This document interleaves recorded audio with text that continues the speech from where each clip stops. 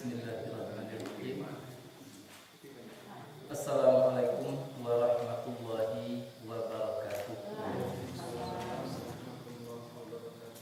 Alhamdulillahirabbil alamin. Wassalatu wassalamu ala asyrafil anbiya'i wal mursalin wa ala alihi washabbihi ajmain. Syukur dan puji kita serahkan kepada Allah. Kita masih dapat melanjutkan pengkajian kita tentang agama kita, yaitu agama Islam. Berbicara tentang agama Islam itu adalah Al-Quran dan Sunnah. Maka pada kesempatan ini kita sampai kepada surat An-Nisa ayat yang ke-92 dan 93. Sebagaimana yang telah kita ungkap, bahwa ayat-ayat daripada atau Al-Quran itu adalah merupakan ayat-ayat Allah. Artinya Quran terdiri daripada ayat. Ayat itu pada umumnya adalah terdiri daripada kalimat, dan kalimat itu adalah terdiri daripada kata atau lafaz. Maka kadang-kadangnya kita diminta untuk membicarakan ayat itu secara global. Mungkin satu ayat sekaligus yang dibicarakan atau lebih. Kadang-kadang kita membicarakan kalimat-kalimat yang ada di dalam ayat ini. Dan juga terkadang-kadang kita membicarakan masalah lafaz-lafaz yang ada di dalam Al-Quran itu. Nah, kesemuanya itu adalah penting. Mengapa? Karena di dalam satu kata itu banyak makna yang harus kita ambil. Seperti misalnya kata-kata istawa. Nah, kalau kita tidak hati-hati, maka kita akan terjebak nanti, berpaham dengan pemahaman yang kurang dapat dipertanggungjawabkan. Kita akan mengatakan nanti kalau diartikan dalam satu bentuk, mungkin diartikan dipahami Allah itu bersemayam di atas arsy. Nah, sebenarnya kata-kata istawa itu banyak artinya. Kadang-kadang berarti sempurna, kadang-kadang berarti berlabuh, kadang-kadang macam-macam berarti duduk. Dan ada arti daripada istawa itu menurut para ahli 5 boleh arti daripada istawa itu. Maka dari yang sekian banyaknya itu ada yang artinya itu adalah Al-Qahhar. Nah, jadi kalau kita tidak tahu dengan kata itu, maka kita akan terjebak nanti. Mungkin kita akan berpaham Allah duduk di atas aras, bersela di atas aras. Nah, lalu aras itu berada di atas langit, lalu kita akan menunjukkan Tuhan nanti ke arah langit atau ke atas. Itu kurang dapat dipertanggungjawabkan, bahkan tidak bisa dipertanggungjawabkan secara logika. Nah, maka untuk itulah kita membicarakan ayat atau kata-kata yang ada di dalam Al-Quran itu. Maka pada waktu yang amat terbatas tentu kita tidak mungkin memenggal kata yang ada di dalam ayat. Nah, maka untuk itu kita bicarakan secara umum, bahwa ayat-ayat yang telah kita pelajari 2 kali pelajaran akhir-akhir ini adalah itu menunjukkan kepada aturan Allah. Allah itu mengatur manusia sampai kepada masalah pembunuhan itu diatur oleh Tuhan. Tak ada yang lepas daripada aturan sama sekali. Maka di dalam ayat itu Allah menyatakan bahwa kalau terjadi pembunuhan terhadap seorang mukmin dengan sengaja, maka balasannya tidak lain adalah jahanam. Mereka kekal di dalamnya. Itu aturan.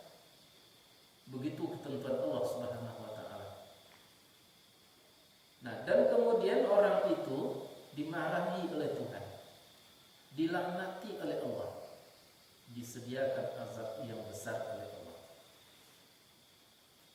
Nah, maka untuk itu kamu harus berhati-hati di dalam melakukan pembunuhan, sekalipun di dalam perang. Tidak boleh asal bunuh karena mengharapkan harta rampasan, karena mengharapkan kemenangan. Tidak boleh. Teliti terlebih dahulu, apakah memang patut dibunuh, dibolehkankah oleh agama dibunuh dalam perang sekalipun. Itu adalah harus hati-hati. Oleh sebab itu dipanggillah orang-orang beriman, iza darabatum fi sabilillah, apabila kamu pergi pada jalan Allah. Maksudnya pergi berperang di jalan Allah, bukan di jalan yang lain. Nah, fatabayyanu, maka berhati-hatilah kamu melihat lawanmu itu. Apakah lawanmu itu benar-benar musuh yang ingin mencelakakan kamu atau bagaimana? Kamu harus hati-hati. Jangan kamu katakan kepada orang yang mendatangkan salam kepada kamu apa yang tidak boleh dikatakan. Lasta mu'minan, engkau tidak mukmin. Jangan dituduh terlebih dulu sebagai orang tidak mukmin. Itu sering terjadi. Mengapa? Karena tabataghuna aradal hayatid dunya, karena mencari, menginginkan harta benda kehidupan dunia, mutlaknya harta rampasan. Jadi asal bisa membunuhnya bunuh, asal dapat harta rampasan, itu bisa terjadi. Maka itu kamu harus hati-hati. Kalau itu terjadi, kamu akan kekal di dalam jahanam nanti. Kamu dimarahi oleh Allah seperti ayat di atas tadi. Nah, kamu pun seperti itu dahulu. Artinya keislaman kamu itu belum jelas, belum mantap. Kemudian kamu diberi nikmat oleh Allah Subhanahu wa taala dengan Islam itu. Nah, maka berhati-hatilah kamu bahwa sesungguhnya Allah adalah dengan apapun yang kamu amalkan itu khabira. Khabira itu artinya mengetahui, kemudian mengkhabarkan. Apa yang ada pada dirimu, apa yang kamu lakukan itu Allah tahu. Kemudian akan diberitahukan kepadamu kembali apakah baik itu atau tidak. Kamu sendiri akan merasakan perbuatanmu itu di dunia, lebih-lebih di akhirat nanti. Itu makanya orang kalau beramal sekalipun tapi tidak ikhlas, itu akan berbalik kepada dirinya, dikhabarkan oleh Allah kepada dirinya ketidakikhlasannya itu. Apa bentuknya? Penyesalan. Jadi orang yang beramal tidak ikhlas itu akan menimbulkan penyesalan di dalam hatinya sendiri. Itulah ayat tadi. Jadi itu adalah aturan. Aturan itulah yang dimaksud dengan ad-din. Dinul Islam huwa dinullahi allazi ja'a bihi khatamul anbiya Muhammad sallallahu alaihi wasallam. Din Islam, aturan Islam itu adalah aturan Allah yang dibawa oleh seorang nabi penghabisan, yaitu Muhammad sallallahu alaihi wasallam. Lalu untuk apa? Lisalamatin nasi wa sa'adatihim, untuk keselamatan mereka dan untuk kebahagiaan mereka. Fid dunya wal akhirah, di dunia dan di akhirat nanti. Jadi jelas di situ aturan Allah Subhanahu wa taala yang dibawa oleh Muhammad itu tujuannya ada dua, untuk menyelamatkan manusia di dunia, untuk menyelamatkan manusia di akhirat. Untuk membahagiakan manusia di dunia, untuk membahagiakan manusia nanti di akhirat. Ada orang mengatakan bahwa Muhammad datang ke permukaan bumi adalah untuk membawa aturan untuk akhirat saja, bukan untuk dunia. Itu harus diteliti, bukan seperti itu. Muhammad itu datang membawa aturan Allah, li salamatin nasi wa sa'adatihim, untuk keselamatan dan kebahagiaan manusia dunia dan akhirat. Berarti Muhammad datang mengatur urusan yang menyangkut dengan keduniaan untuk dapat tercapai nanti pahalanya atau akibatnya di akhirat. Nah, tinggal kita merasakan apa apa yang diaturkan oleh Allah Subhanahu wa taala itu. Petang pagi sudah kita pelajari bahwa aturan Allah Subhanahu wa taala itu secara lahirnya ada 5 fardu, haram, sunat, makruh, dan kemudian harus. Tapi ada satu aturan yang sangat tersembunyi. Kalau ada kata yang 5 tadi itu tergantung kepada sesuatu. Hukum fardu tergantung kepada sesuatu. Fardu subuh tidak boleh dilakukan sholat subuh sebelum datang waktunya, tergantung kepada waktu. Tapi ada satu yang harus tidak boleh dilupakan, yang tidak punya waktu, tidak tergantung kepada apa-apa, itulah wajib. Dan kewajiban itu adalah mengingat Allah Subhanahu wa taala. Menyangkut dengan Allah Subhanahu wa taala itu, rasakanlah dari aturan-aturan yang sebegitu banyaknya di permukaan bumi. Tidak ada yang cacat aturan itu. Tidak ada yang kurang aturan itu. Sempurna untuk keselamatan tadi bagi manusia dunia dan akhirat. Tinggal oleh kita mengakui itu. Benarkah kita merasakan bahwa Tuhan Allah Subhanahu wa taala itu sudah memberikan aturan yang harus kita jalankan dengan sepenuh hati untuk keselamatan kita? Bukan kita manusia saja, untuk keselamatan alam semesta. Sampai di mana pengakuan kita? Itu tergantung kepada nalar kita masing-masing. Tergantung kepada tadabbur kita. Tergantung kepada ta'akkul kita. Semakin kita mampu berta'akkul, bertadabbur atau bertafakur, semakin jelaslah di dalam batin kita Allah Subhanahu wa taala itu memang tidak ada berbuat buruk, tidak ada berniat jahat terhadap hamba-Nya. Itulah yang harus dirasakan, betul-betul nampak di dalam hati. Nah, kemudian betul diaplikasikan di dalam berbagai macam ucapan. Misalnya, karena saking terpujinya Allah di dalam batin kita, Jalalih Allah lah yang terpuji, tidak ada yang lain, diucapkan Alhamdulillahirabbil alamin. Nah, semakin jelas di dalam batin kita tentang kasih Allah Subhanahu wa taala, lalu kita ucapkan Ar-Rahmanir Rahim. Semakin jelas kekuasaan Allah itu tidak ada yang menandinginya, apalagi di akhirat nanti, kita ucapkan Maliki Yaumiddin. Bayangkan kalau kita tidak mampu merasakan itu, tidak mampu terbukti jelas di dalam batin kita hal-hal yang semacam itu, maka otomatis tak bisa dibantah lagi, ucapan kita adalah tidak lebih daripada pembohongan terhadap Allah Subhanahu wa taala. Artinya kita tidak merasakan betapa terpujinya Allah, lalu kita ucapkan alhamdulillah. Kita merasakan bagaimana Allah itu tidak mempunyai suatu kemauan yang baik untuk alam, lalu kita ucapkan subhanallah, pembohongan sama sekali. Jadi dalam pandangan hakikat, orang-orang hakikat, banyak sekali terjadi pembohongan terhadap Allah Subhanahu wa taala. Kok salat mulai daripada Allahu Akbar itu bohong, ucapannya tidak menggambarkan, tidak mengalir daripada perasaan tentang keagungan Allah Subhanahu wa taala.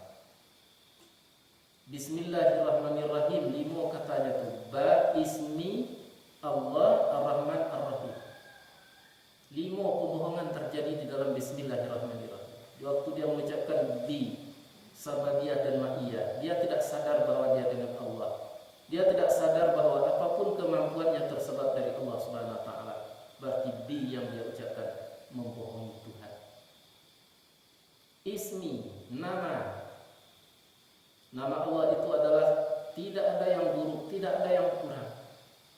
Tapi mereka merasakan Allah itu bukan Allah yang berkuasa, bukan Allah yang menentukan. Berarti dia bohongi asma Allah Subhanahu wa taala. Allah itu adalah suatu zat yang tidak berumpama, tidak bisa dicontohkan, masih terkilan, masih terbayang, bukan dia. Termasuk tempat dan keadaannya sekalipun tidak bisa dibayang-bayangkan Allah Subhanahu wa taala. Lalu mereka mengucapkan Allah, tetapi yang hati mereka menyatakan, memahami bahwa Allah ini di sini, Allah di situ, Allah di langit atau di bumi, itu perlu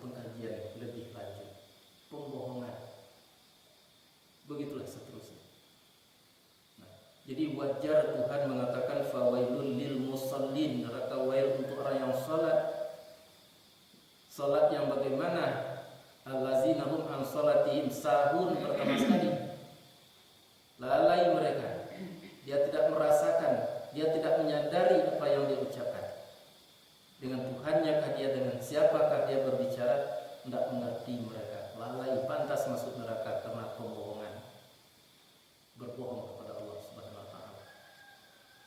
Tambah lagi dengan keriaan yang dia ucapkan itu, di samping tidak dengan Allah, tidak mengalir dari kepengakuan jiwa, maka tujuannya pun selain Allah Subhanahu wa taala. Maka fawailul lil musallin. Wail itu kecelakaan besar. Bisa jadi nerakanya jahanam, bisa jadi nerakanya itu sakar, bisa jadi nerakanya itu 7 neraka, bisa jadi ke-7-7-nya untuk orang-orang semacam itu. Maka untuk itu kita berkewajiban memperjelas batin kita sampai di mana mengakui apa yang kita ucapkan. Awali daripada asyhadu an la ilaha illallah. Renungkan, rasakan sampai di mana hati kita merasakan, sampai di mana di dalam perasaan kita menyatakan bahwa tidak ada yang kuasa, tidak ada yang Tuhan selain daripada Allah Subhanahu wa taala. Tataplah wajah itu sendiri. Bayangkan wajah itu sendiri dari ujung kaki sampai ke ujung rambut. Tidak ada satupun yang bisa menguasai illallah kecuali Allah Subhanahu wa taala. Kalau itu sudah jelas, ucapkan asyhadu an la ilaha illallah, mengaku aku jelas sekali olehku bahwa tidak ada Tuhan kecuali Allah. Masih belum mampu, tengok kembali, tatap kembali wajah kita sendiri, badan kita sendiri. Tunggu dulu seluruh alam, terlampau berat hajinya. Ulang ucapannya, asyhadu an la ilaha illallah. Ulang-ulang sampai kita mantap merasakan. Nah, dan akhirnya nanti asyhadu an la ilaha illallah yang kita ucapkan itu betul-betul keluar dari kesadaran yang dalam, yang betul-betul sudah melekat di dalam hati nurani kita, di lubuk hati kita yang paling dalam. Tidak bisa digoyang-goyang lain, tidak bisa dipengaruhi lain, bahwa tidak ada yang kuasa, tidak ada yang Tuhan, tidak ada yang mengatur, tidak ada yang menentukan. La ilaha illallah, tidak ada Tuhan kecuali Allah Subhanahu wa taala. Baru mantap. Nah, dan itulah kadang-kadang hukum-hukum itu yang kadang-kadangnya lepas di dalam kehidupan kita di permukaan bumi. Kita cuma asik dengan berbantah, asik dengan tuduh menuduh, buruk memburukkan dan salah menyalahkan. Tapi kalau menyalahkan itu ya dibolehkan, tetapi di dalam penyalahan, penyanggahan, kritikan yang sifatnya adalah membangun. Zaman kita kini perselisihan itu sifatnya tidak membangun lagi, tetapi mengacau umat. Sehingga umat-umat yang awam seperti kita gaduh, mabuk, ragu, tidak bisa menentukan mana yang harus kita ikuti. Jadi maka oleh sebab itu rasa harus didahulukan.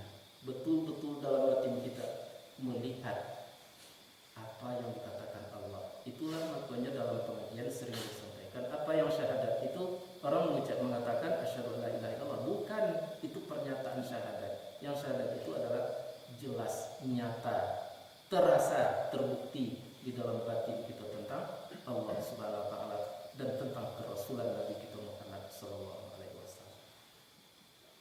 Itu cuma yang bisa kita laksanakan dalam waktu yang pendek, tapi mudah-mudahan juga bermanfaat.